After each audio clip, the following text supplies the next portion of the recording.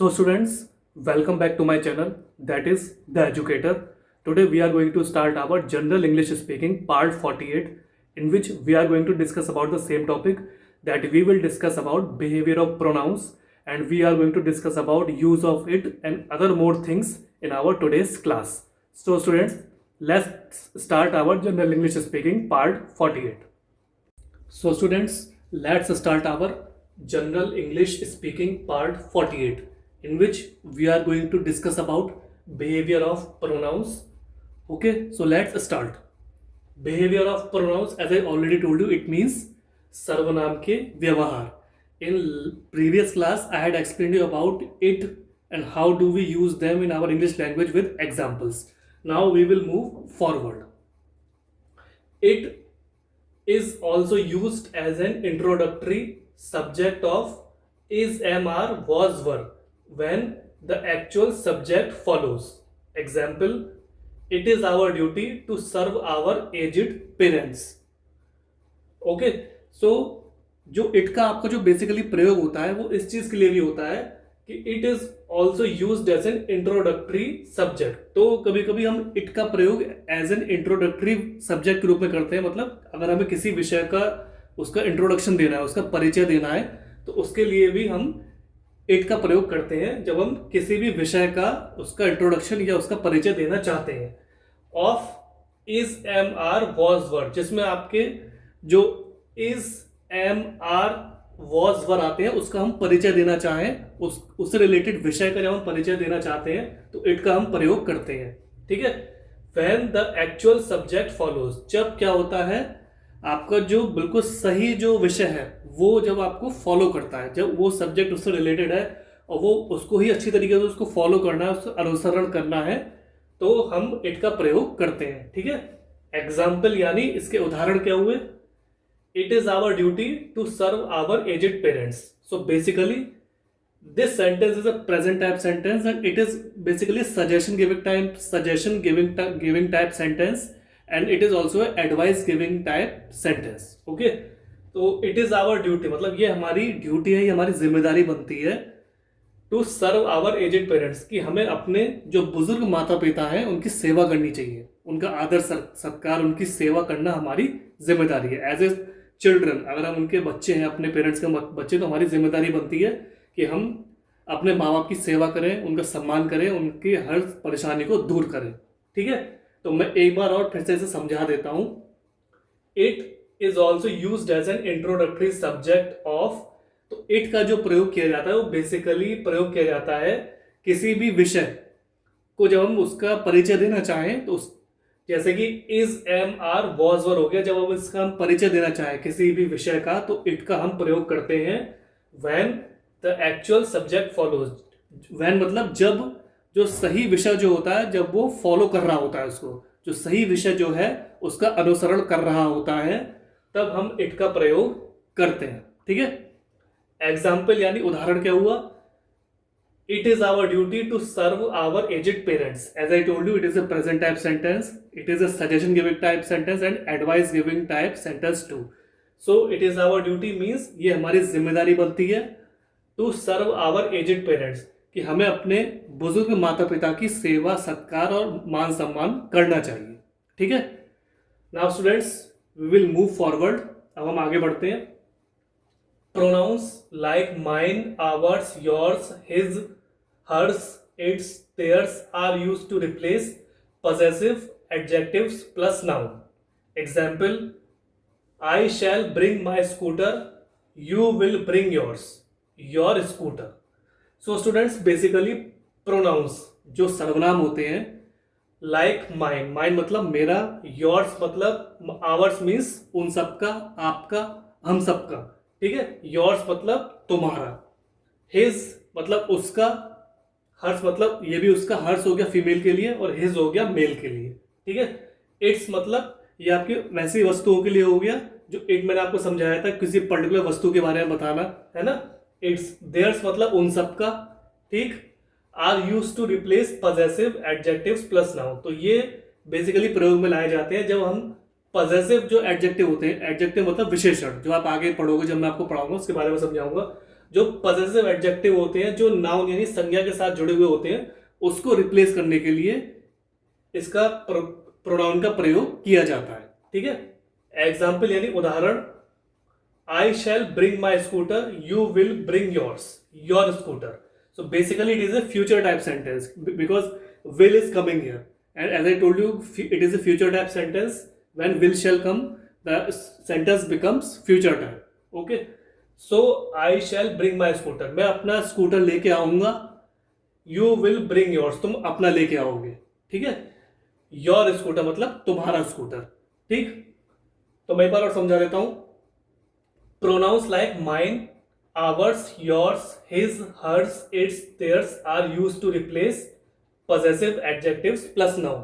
ठीक है, प्रोनाउन यानी सर्वनाम, जैसे कि आपका माइन मतलब मैंने बताया मेरा, आवर्स मतलब हम सबका, योर्स मतलब तुम्हारा, हिज मतलब उसका मेल पर्सन के लिए, हर्स मतलब उसका फीमेल पर्सन के लिए, इट्स मतलब कोई भी वैसी किसी भी वस्तु से रिगार्डिंग या ऑब्जेक्ट से रिगार्डिंग इट्स का प्रयोग होता है, देयर्स मतलब उन सबका, आर यूज टू रिप्लेस ये प्रयोग में लाए जाते हैं किसी चीज को बदलने के लिए, यानी replace possessive adjectives plus noun.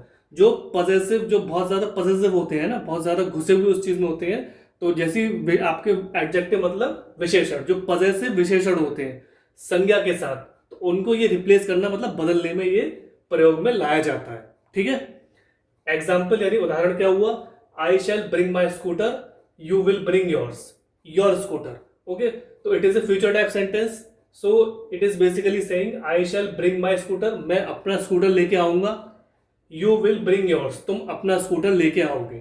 ठीक है, योर स्कूटर मीन्स तुम्हारा स्कूटर। स्कूटर क्या होता है, दो पहिया वाहन। ठीक है, जो हम रोड पे चलाते हैं। ठीक, अब हम आगे बढ़ते हैं। If a pronoun stands for collective noun being treated as a whole, the pronoun should be placed in singular number and neutral gender. Example, the jury was unanimous in its decision. Jury is a collective noun. The army decided to disobey its commander. Army is a collective noun. ठीक है, अब हम इसको समझते हैं। If a pronoun stands for collective noun, यदि आपका जो सर्वनाम है वो stands मतलब वो उसके साथ खड़ा रहता है कलेक्टिव नाउन के साथ। कलेक्टिव नाउन क्या होता है, ऐसी संज्ञा जिसमें सब चीज इकट्ठी होकर जो संज्ञा बनती है उसको हम कलेक्टिव नाउन बोलते हैं। ठीक है, being treated as a whole, जिसको हम संपूर्ण रूप से उसको हम ट्रीट करते हैं, मतलब उसको हम सब कुछ मानते हैं। ठीक है, the pronoun should be placed in singular number, तो उसमें क्या होगा कि आपको सर्वनाम जो है उसको आपको ऐसे प्लेस करना होगा कि वो सिंगुलर नंबर में रहे, मतलब एक डिजिट में रहे, एक सिंगल नंबर में, एक सिंगल अंक में रहे। ठीक है, एंड न्यूट्रल इन जेंडर, और जो उसका जेंडर रहे, जो उसका लिंग रहे, वो बिल्कुल न्यूट्रल रहे, मतलब वो स्त्रीलिंग पुल्लिंग है तो वो एक बिल्कुल न्यूट्रल पॉइंट पर है कि मुझे किसको सपोर्ट करना है। ठीक है, तो एक बार और फिर से मैं समझा देता हूं। If a pronoun stands for collective noun, यदि आपका जो प्रोनाउन है, जो सर्वनाम है, ठीक है, अगर वो खड़ा होता है कलेक्टिव नाउन के साथ, मतलब ऐसी संज्ञा जो कलेक्टिव संज्ञा है उसके साथ अगर आपका प्रोनाउन सर्वनाम खड़ा रहता है, ठीक है, being treated as a whole, और उसको सब कुछ मान लिया जाता है, उसको होल मतलब उस पर ही सारी जिम्मेदारी होती है, उसी को सब कुछ मान लिया जाता है। The pronoun should be placed in singular number, तब क्या होना चाहिए, सर्वनाम को सदैव एक सिंगुलर नंबर में प्लेस होना चाहिए, मतलब एक वचनीय जो आपका अंक है इस अवस्था में उसको प्लेस होना चाहिए, मौजूद रहना चाहिए। And neutral in gender, gender मतलब लिंग होता है, स्त्रीलिंग पुल्लिंग, तो उसमें उसको हमेशा न्यूट्रलता मतलब एक समान दृष्टिकोण न्यूट्रल रहना चाहिए, ना वो उस साइड रहे ना उस साइड रहे, तो वो एक समान अपना दृष्टिकोण उसमें दृष्टिकोण बना के रखे। ठीक है, एग्जाम्पल उदाहरण, the jury was unanimous in its decision, jury is a collective noun. So basically this sentence is a past tense related sentence because everything is in past here. The jury is basically a noun, it is a name of it is a collective noun. Jury is basically, it is a group of people which basically gives their decision or judgment in favor of something. Like jury means some group of people, if they are watching movie in a theater etc, so they will give their decision, is this movie good for Oscars or is this movie good for international level, etc. So the jury decides that which film they are going to promote or pass, or which film they are going to neglect. So jury is a combined group of people which give decision in favor of any subject. ठीक है, तो jury is basically a collective noun. Was unanimous, was मतलब वो unanimous थे, मतलब वो एक समान उनके विचार थे, उन्होंने एक दृढ़ निश्चय बना लिया था इन इट्स डिसीजन, अपने डिसीजन के लिए, अपने निर्णय के लिए. ठीक है, jury is a collective noun. तो यहाँ पे ज्यूरी क्या है, एक कलेक्टिव नाउन है, एक ऐसी संज्ञा है जिसमें सब लोग मिलकर एक कंबाइंड निर्णय दे रहे हैं. तो वो ज्यूरी सबको रिप्रेजेंट कर रही है एक सिंगल ज्यूरी के नेम में, तो वो कहलाता है कलेक्टिव नाउन. ठीक है, the jury was unanimous in its decision. तो जो ज्यूरी थी वो यूनानिमस थी, मतलब वो एक तरफा उसने एक निर्णय बना लिया था. अपने निर्णय को लेने के लिए उन्होंने सबने मिलकर डिसाइड कर लिया था कि हमें यही निर्णय लेना है. वो किसी भी चीज से रिगार्डिंग हो सकता है. तो jury is a collective noun. तो यहाँ पे ज्यूरी क्या है, ये एक आपका कलेक्टिव नाउन है, क्योंकि एक ऐसी कलेक्टिव संज्ञा है जो ग्रुप ऑफ पीपल को एक साथ शो कर रही है, एक नेम में, ज्यूरी के नेम में वो शो कर रहा है. तो ये बेसिकली ज्यूरी एक कलेक्टिव संज्ञा है. ठीक है, कलेक्टिव नाउन है. The army decided to disobey its commander. Army is a collective noun. So here you can see the army, it is basically a past tense related sentence, and here you can see the army. Army is basically a noun. It is also collective noun because army basically it is a regiment of soldiers, है ना. In army soldiers are there. There is not only one particular soldier. Group of people or group of soldiers are there which are represented as army. So basically this is known as collective noun. The army decided to disobey its commander. Army is a collective noun. तो army, I told you, it is a collective noun. तो army ने decide किया, मतलब उन्होंने सोच लिया था to disobey its commander, की वो अपने जो उनका हाई कमांडर है, जो उनसे हाई रैंक के कमांडर है, जो उनको दिशा निर्देश या आज्ञा देते हैं, उनकी बातों को वो डिसोबे करेंगे, मतलब उनकी आज्ञा का वे पालन नहीं करेंगे. ठीक है, तो army is a collective noun. तो आर्मी क्या है, यहाँ पर एक कलेक्टिव नाउन है, क्योंकि आर्मी क्या है, वो बेसिकली ग्रुप ऑफ सोल्जर्स है जिसको हम कंबाइन करके आर्मी बोलते हैं.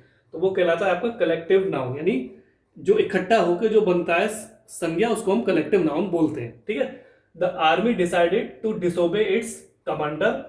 तो आर्मी आपका बेसिकली कलेक्टिव नाउन है. तो ये पास्ट टेंस रिलेटेड सेंटेंस है. तो आर्मी ने निर्णय लिया, डिसाइडेड कि टू डिसोबे, मतलब वे टू डिसोबे इट्स कमांडर, वे अपने जो कमांडर है, एक कमांडर एक हाई रैंक होती है, उनसे सीनियर अधिकारी होते हैं, कि वो उनकी आज्ञा का पालन नहीं करेंगे. ठीक है, तो army is a collective noun. तो यहाँ पे जो आपकी आर्मी है वो आपका एक कलेक्टिव नाउन है, यानी एक कलेक्टिव संज्ञा है. ठीक है, so students, this was the general English speaking part 48, in which I tried to explain you about behavior of pronouns, use of it, etc., and other things also with proper definition and examples. Try to read them, understand them, and try to use them in your English language in day-to-day conversation. And ultimately what will happen when you will try to speak with another person by using these sentences and these wordings in your day-to-day life. So what will happen, your confidence will boost up, your personality will groom, and ultimately you will become a perfect and fluent English speaker in front of another person. So students, thanks for your valuable and precious time. Have a nice day.